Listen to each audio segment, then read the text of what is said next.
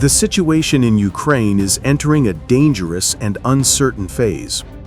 Recent reports indicate that U.S. Secretary of State Marco Rubio has told European allies that the United States wants a peace deal before committing to security guarantees for Kyiv.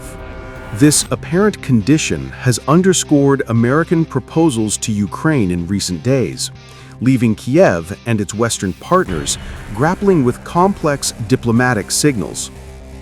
Security guarantees have long been central to Ukraine's strategy. President Volodymyr Zelensky insists that any deal with Russia must include assurances that Kyiv will be protected against future aggression. But NATO members and the U.S. are struggling to define what those guarantees might look like militarily, politically, or economically. According to Politico, Rubio reportedly stressed that President Donald Trump would provide long-term guarantees for Ukraine's safety. Yet European diplomats worry about mixed messages, noting that while the U.S. emphasizes security guarantees, it is simultaneously advocating for a peace deal first, without specifying the timing or details.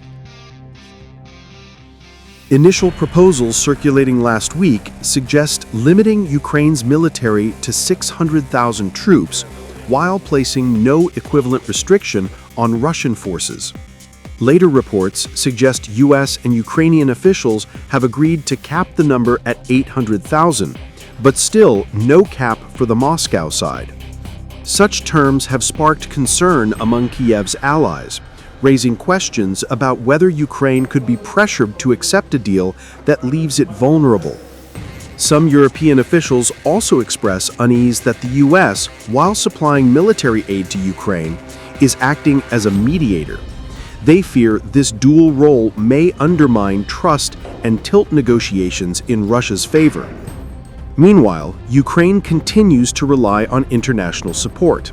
The U.S. has provided nearly $67 billion in military aid since the start of Russia's full-scale invasion in 2022, while European nations have stepped forward with their own weapons, funding mechanisms, and potential troop deployments. Yet there is growing concern that without clear, enforceable security guarantees, any agreement could fail to prevent further Russian aggression. Meanwhile, voices from the U.S. Congress have been highlighting the stakes. Lawmakers insist that if Ukraine must compromise on territory, it should be paired with robust, legally binding protections comparable to NATO's Article 5 commitments to ensure Russia cannot repeat its advances. As negotiations unfold, Europe watches anxiously. The risk is clear.